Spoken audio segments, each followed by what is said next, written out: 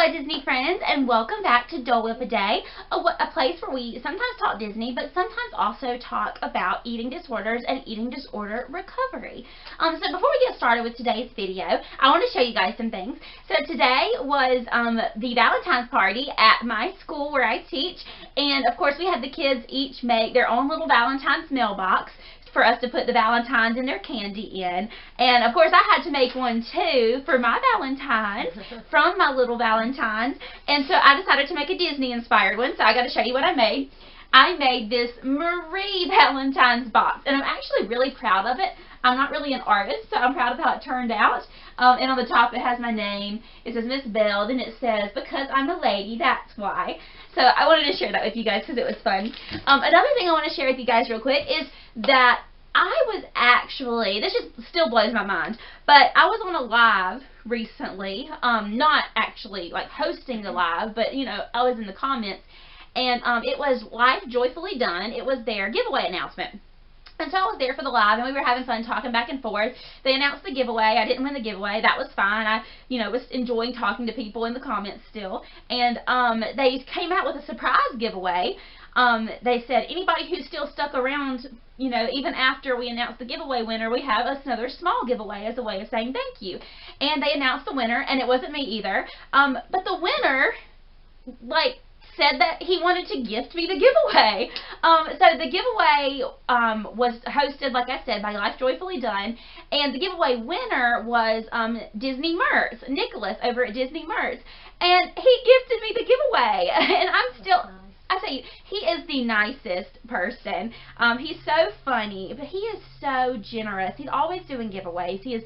And he's very caring. He is always kind and supportive of channels, even those that are smaller than his, seemingly inconsequential channels like mine. But that giveaway came in, and so I'll show you what I won, or what I was gifted. That's something I was gifted. This I'm so excited about. I was given a Rice Krispie treat from the Disney parks with that chocolate and sprinkles on the top. I told her I was going to split it with her later, so we are going to enjoy this.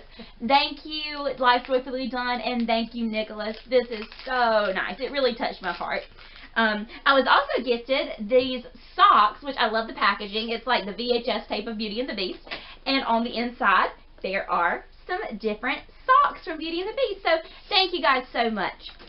Okay, so now that all that is out of the way, I'm going to tell you the purpose of this video. So if you clicked on this video, you saw that it is about a parent's experience of having a child with an eating disorder.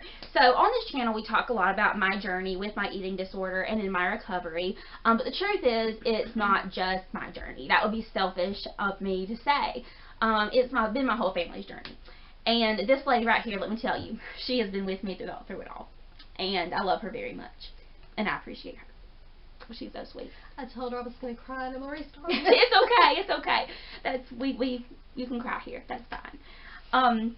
But I couldn't have gotten through it without her. And she is a very giving and loving person. And one thing that she didn't have when I was going through all this was somebody who had been through something similar that she could talk to, and who knew what she was going through. So we together decided that we would make a video for parents of children who have eating disorders who are out there, or even if you're just curious, so that you guys know that you're not alone. And so I put out on Facebook and Instagram, I put out a call for anybody who had any questions about eating disorders from a parent's perspective. And I have a list of questions here, and I'm just going to ask her the questions.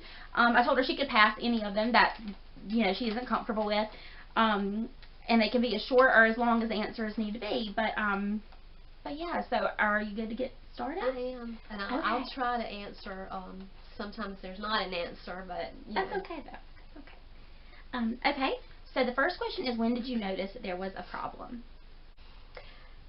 I know the exact date. It was March 1st, 2018. Oh, because for Christmas, my husband and I had given the kids, and she has a brother, and my father and us, of course, a trip to go see the Ark in Kentucky.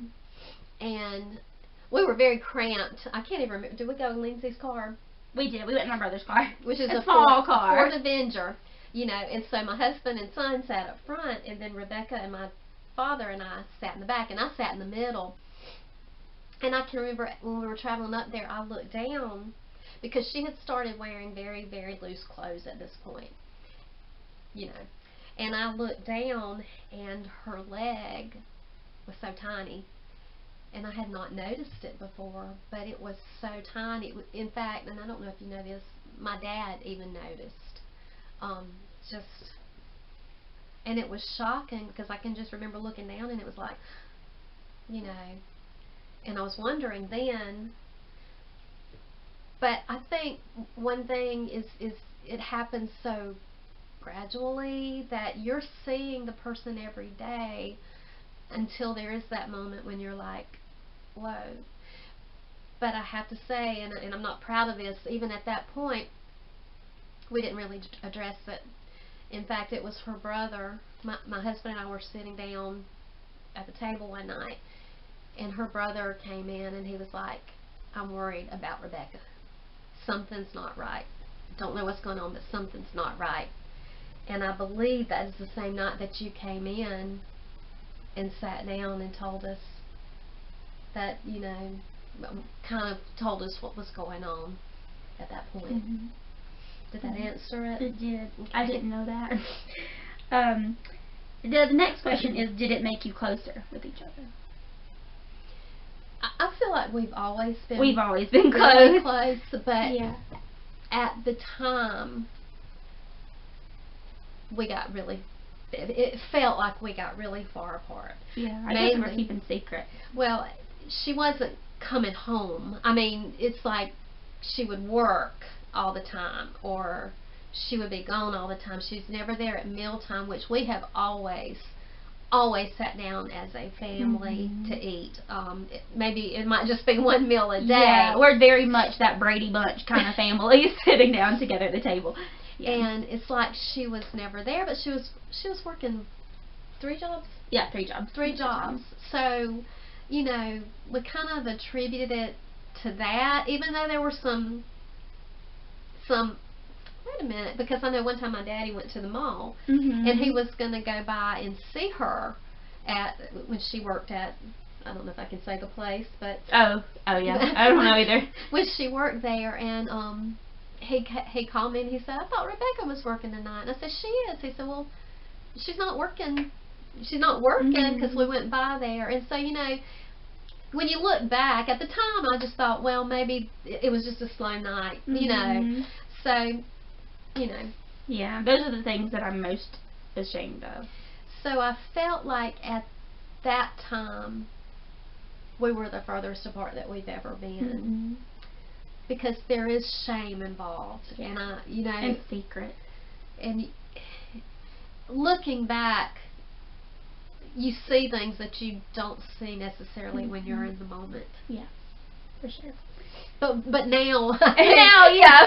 Smile, it's all good. Yeah.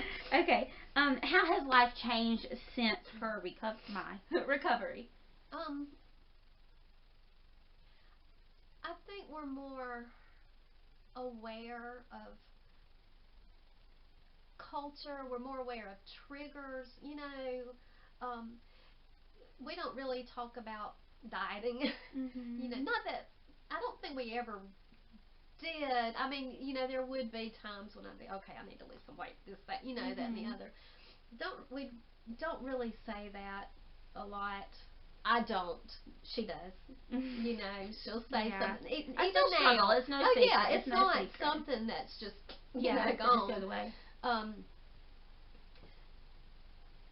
For a while, I was even afraid of like exercising. I've always kind of been an exerciser to a certain extent, nothing crazy. But since one of her parts of it was the excessive exercising, you know, for a while I didn't really want to do that and everything. I think now we do it in a healthy way because we might do some videos together that are, I don't want to say controlled, but it's not extreme. Yeah. I think we appreciate each other a little bit more because, you know, things were hard there for a while where you know, we were afraid we could lose her, and when she was in recovery and everything, and so you appreciate those things better. Sometimes I still don't know what to say, like if it flares up for her, or you know, thoughts in her or whatever, the negative thoughts towards herself. I don't really know what to say a lot of times. Sometimes I don't say anything because I don't know. I think sometimes she just maybe needs to say it. I don't know. Yeah. I feel like we're more joyful than we were for a period of about 9 months to a year. Yeah. I feel like we've kind of breathed a sigh of relief in our relationship with each other. Yeah, it's kind of like, well, I can't even say that. Sometimes when you're given a diagnosis or something, it's almost like a relief, because now you say, okay, now we can deal with it. I can't say that I was relieved when we were given the diagnosis, but now it's like, okay, we can work through this. And I also, I don't even know if I'm answering the question now. Now you watch maybe a little closer, and maybe sometimes I might ask her something that I hope it's not offensive to her, but it's because I'm like, okay, you know, you always have that, I don't want it to happen again. I don't want her to get that sick again. So I may sometimes ask her things that maybe annoys or offends her. Yeah, like, did you eat your lunch at school today? And yeah, but although she did ask to be held accountable, that when she came back. I did. So sometimes I regret it. That's okay. You get what you ask for, right? Okay, so are you done? I think so. Okay. The next question is there anything you wish you had done sooner? I wish I had noticed sooner. I wish I had, I'm a very non-confrontational, is that the word? Non-confrontational person. I like for everybody to be happy. I try to make everybody happy. If it's not, I try to fix it. What was the question? Is there anything you wish you had done sooner? I wish I had confronted her sooner. That's where that was going with that. I wish I had confronted her sooner. I wish we had gotten her help sooner. Yeah. But I mean, hindsight is 20/20. Yeah. You know, you can't blame yourself for it happening, because nobody is to blame for these things. And when you're in it, you, like you said, it's very blurry. You don't want to say that you know for sure what is happening. You want it to go away, and you want to wait and see if it'll go away, kind of. And you do blame yourself. I mean, I spent a long time blaming myself. But it's not your fault. And it's not your fault. And sometimes blaming myself would come out in a lot of different emotions. You know, I would be teary-eyed, I would be sad, I would be scared, I would be angry, and I'm not an angry person, but sometimes that, you know, might come out short towards her, you know, because in my mind I'm thinking she's hurting herself. Stop it. You know, that would kind of just make you, it was angry at the situation, but it might have come across as towards her, or, and I think vice versa, you know. Yeah, definitely. So.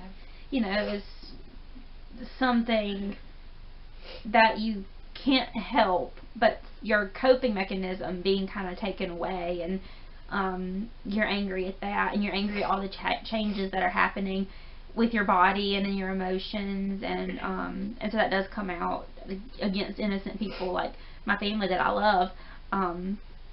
Yeah, it's hard, but I'm glad that we went through it together.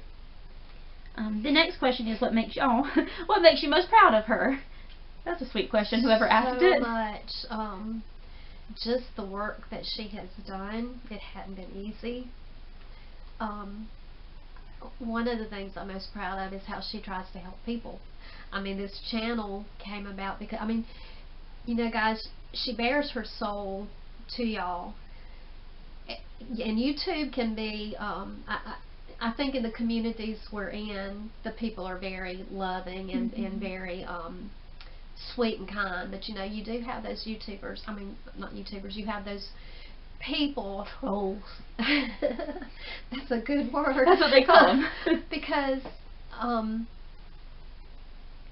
negativity and cultural negativity towards people and judgment, you know, judging people by appearance and this, that, and the other, that all contributes to it. So for her to come on a channel and bare her soul, to bear her struggle, to be vulnerable, even though that can be scary, I'm proud of her for that, because of her heart, that she just wants to help others. And I think that is a really big deal, you know. So I'm really proud of her for that. And just, like I said, just the work that she has put in, how far that she has come. So yeah. Thank you. You're welcome. What is the most important thing you have learned? You can't fix it. As a parent, you can't fix it. I did everything that I could to fix it, and it seemed like the more I tried to fix it, the worse it got, and I had to give it over to God. And I can go back to the exact moment that I did that. And you know, I just prayed and I said, Lord, you love her even more than we do. I can't control it. She's in your hands. And I had to release that. I'm not saying that I never took it back up, but I just had to realize I can't fix it. And as a mother, it's not yours to fix. And as a mother, that's hard, because mothers fix a lot of things. You know, I fixed all the boo-boos and everything. And I ran screaming away. When I was a little kid, I did not like to be touched when I got her. I would just go like hide. She'll go to a corner. She didn't want a Band-Aid. But yeah, that was hard, and I think that went back to guilt too. That's my fault that I can't fix it, because I had always been able to fix pretty much anything. So yeah, but it's okay. It was my mistake, not yours. Okay, this is all kind of a hard question. How did you feel or react when you found out?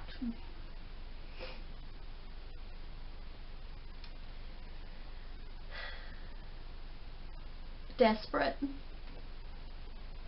because at the time she had aged out of our insurance, and she didn't have insurance, and we were looking at a residential facility, which is astronomical. There's not a lot of them around, and there really should be. Because we were desperate, because we knew she was in a very... It's funny, once we figured out what was going on, it's like our eyes were open, and it was like, you know, she's dying in front of our eyes. She's wasting away, starving to death in front of our eyes. And can I interject? Yeah, you know, people ask me sometimes why I chose to get help when I did, because I am the one that initiated the process. And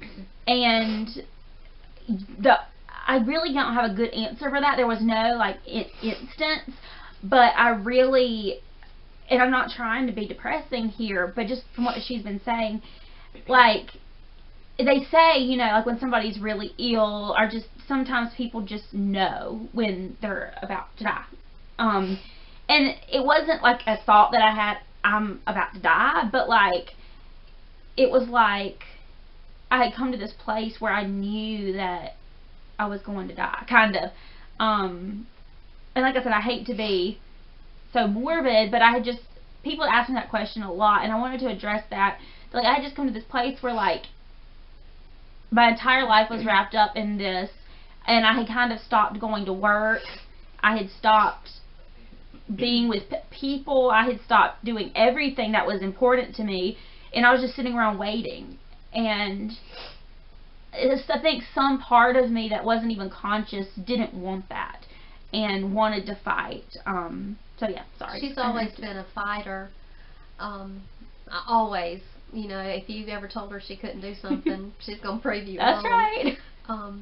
Watch out for me. I'm just kidding. But I think desperate, probably, because we didn't know what to do. we did take out a loan, and she actually found the facility. We didn't know where to go. We didn't know what to do. We didn't know what help was out there. There's not a lot of help where we live in South Carolina. There's not a lot of help. We have known a couple of people who had gone through it. One of my college suite mates had gone through it, but I wasn't really involved with that because she was there after she had gone through it. The worst part. We had another friend who had experienced it, but I don't think to the degree. The same extent. She didn't have to do residential. So, you feel like you have, and I think when she got the information on this residential, it was like a very short turnaround where we had to have money. We had to, my husband and I went and took out a loan and then the insurance thing, and bless her church. Yes, her church amen. That stood behind her. It did what a church is supposed to do. She was children's minister. Through the church, we were able to get insurance because they had minister, I don't know what you call it, insurance, special minister insurance. And if it hadn't been for that, I honestly don't know. I mean, my husband and I had talked about selling our home to get the money, but desperate. All of that to say that would be the one word. I hate putting you to bed out. Well, no, I mean, there needs to be more information about this. And more financial help, scholarships. Yeah, and more facilities. Yeah. Chicago, I had to South Carolina. Yeah. Were you shocked it could happen to your daughter? Yes and no, because you hear the characteristics of people who go through this. They're perfectionists. They're very hard on themselves. She always has been. She would bring a 98 home from school and be in tears. A 98. She has always felt that she needs to be perfect. And again, we hope that that's not something that we ever placed on her. You did. We would tell her it was okay. All of that was very internal for me. Like, I just was born with this need to achieve, this need to be the best. I was born with that. She's very creative. She's very intelligent, and very, very high intelligence level. So it's your typical characteristics of what someone with anorexia is. And I knew those characteristics before we went through this. And honestly, in some ways, I'm almost surprised this didn't happen to me sooner in life. In middle school, they know about your area. Mm-hmm. In middle school, she just one day we noticed that she didn't have any eyebrows, and and again, some of this stuff is so gradual that you don't realize it. And there was some bullying that went on in middle school. I tell you, 6th grade girls. Oh my goodness. I wish every girl in America could skip 6th grade. Yes, it gets better after middle school. If you're watching this and you're a young girl, just keep going. Don't give up.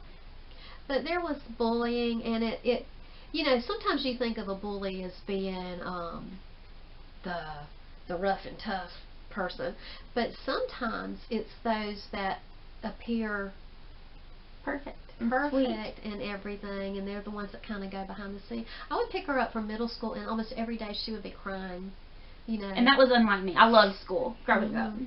And I actually had to go talk to a teacher at one point, and you talked to a teacher too, to try to get a handle on it. But I keep losing my train of thought. I'm so sorry. Were you shocked it could happen to your daughter? So the bullying. Bullying is kind of, sometimes I think we call just typical childhood behavior bullying, but then there is that bullying which is the constant over and over and over making someone's life miserable. It's not calling them a blue crayon one day. Yeah. But yeah, so we noticed that she was pulling out her eyebrows and everything, but I didn't know it was a thing. You know, I thought she was just concentrating, and really, like, that kind of is what it is, but it's a compulsion. Yeah. And we didn't realize it was a thing, because if we had, maybe we could have done something then. And then with the hair, I don't really think that started until college. Your last year? Yeah, my last year of college. And I know one day she called and said something really odd to me. She was like, I got my hair cut today. I was like, you did? She said, yeah, I got it cut pretty short. And that, it surprised me, because she'd always loved her long hair. And she said, yeah, it was just too short on one side or something. And it just, you know, I can't remember exactly what she said, but it was just a very odd phone call, and I didn't realize, and I think all of that is connected. Yeah, I think so. So the next question is an important question. What would you say to other parents who are going through this? What's, like, one or two things that you really want them to know and hear? Don't blame yourself. Don't try to fix it yourself.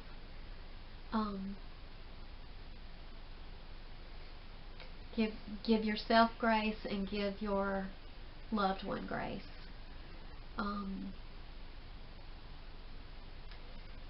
If you think there's a problem, if you're concerned that there's a problem, as hard as it can be, try to sit down and talk about it. And I don't know, that's a hard one for me, because I imagine everybody handles it differently. You know, I can't sit here and say that I handled it well. There were times I did not handle it well at all. I'm just going to be absolutely honest. You did your best. You did, but you're only human. You're only human, Mama. You don't know what to do because you've never thought it through. You know, you don't have a plan for that. I like to have a plan for my life. I like to have a plan for her life, and you know, just give yourself and your loved one some grace. Pray and talk to people. Try to find somebody that you can talk to. That's right. What was it like for her to be away, for me to be away in treatment? Horrible. Horrible. I think we all needed that time away from each other, though. Because it had gotten very tense in the house, just to be honest. It had gotten very tense, and that was something that we had never really experienced before. You know, we've always had kind of a calm household where nothing much, you know, teenage years were, they were fine. For both the children, they were fine. You know, early 20s were fine. And then you have an adult daughter who, or an adult child, it doesn't have to be a daughter, who you no longer have control. Yeah, you like, know, she's an authority. You know, you can't make decisions for them anymore. They're making their own decisions. It was really hard. It was very hard. Although I think we all needed the break at that moment, because it was very tense in the home, and it wasn't getting any better, her being here. So we knew that she needed to be there, because it was serious at this point. I can remember we drove to Chicago because we wanted to spend that time together. We had it planned out. I think the further we got towards Chicago, the harder it got. I think the harder it was on her as well, because she was all for going to treatment. There was not really resistance or anything. Like she said, I think she initiated it. And I can remember when we got to Chicago in Park, we had to walk, and we had our suitcase, you know, and it was in a building, and I can remember going through and looking around the facility. And one thing I remembered when we were sitting in the lobby waiting for all the paperwork and all that stuff, a group of the what do you call them, residents or whatever, patients came in, and I just remember they were checking all their bags when they came in, and I was like, that didn't cross my mind. That did not cross my mind that was something that they were going to be doing. They were going to be frisking her. No, they were going to be going through her stuff, and it was very detailed about what she could and couldn't bring and all that. But I can remember when we walked away and left her there, it was hard because we knew we were not going to be able to come back up to visit her until her time was up, because it was, what, a 2-day trip there and 2-day trip back. And I can just remember breaking down, and then I can remember, you know, as we were going home, you know, I'd be okay, and then I'd break down, and then my husband, my son were trying to, you know, be strong and everything. It was hard on everybody, but I think the worst part,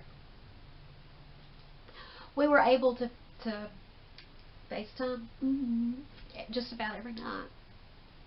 And I think the one part that was hardest was the night that she either called me or I called her, I can't remember, and she had a feeding tube in her nose, and she told me that they had put her in a wheelchair and wouldn't even let her walk because of expending calories. And seeing her there like that and not being able to be there for her was really, really hard. You were there for me in the way that mattered the most, Mom. I love you. I love you. And I think that was the hardest thing, that was the hardest moment right there. I just had to learn my word for that time was surrender. I just had to surrender it all. And that's not always easy, you know. That was my word too. Did you know that? Yeah, it was. It was my word too. But knowing that she was going through that all by herself was really, really hard. But I think she had to get to that point of being desperate herself in order for healing to begin. And that may have been saying we needed to be out of the picture. We didn't need to come and rescue her, because she was going to have to learn how to do that herself. Sorry. Sorry. You're fine. Thank you for doing this. I know it's hard. So the last question is kind of a fun question. Changing gears a little bit. Now that I'm in recovery, what is your favorite memory from the holidays? Because things are brighter now. So what was your favorite memory from the holidays? The joy. Yeah. The joy that was present, that had been absent previously. Yeah. It was very joyful. Yeah, we had such a great Christmas, even in quarantine. You know, it was just us and my dad, and we just had the best time, and it was simple. It was nothing elaborate. It was just simple, but we were just enjoying being with each other, and yeah. It was great. Yep. It was great. Alright, well guys, this lady right here is very special, if you can't tell, but if you can't tell by now, there's no helping you. She's a very, very special lady, and I love her so much. I love you, I'm proud of you. And she's been through so much, but she has just stayed the same loving and caring person, despite everything that I put her through. No. Guys, thank you for watching this video. I hope that for somebody out there, this has been helpful, and that this is the word that you need to hear in order to start the process of getting your child some help, or you yourself getting help. There is hope. That's why we're here. There is hope. And look at this vibrant young lady. Thank you. And things get better. They really, really do. So remember, I always say this at the end of the videos, but there is a great, big, beautiful tomorrow shining at the end of every day, and we are a living testimony to that. So you guys take care. Enjoy your weekend. Go do something fun now after this serious video. And yeah, I'll see you again soon, guys. Bye-bye. Bye.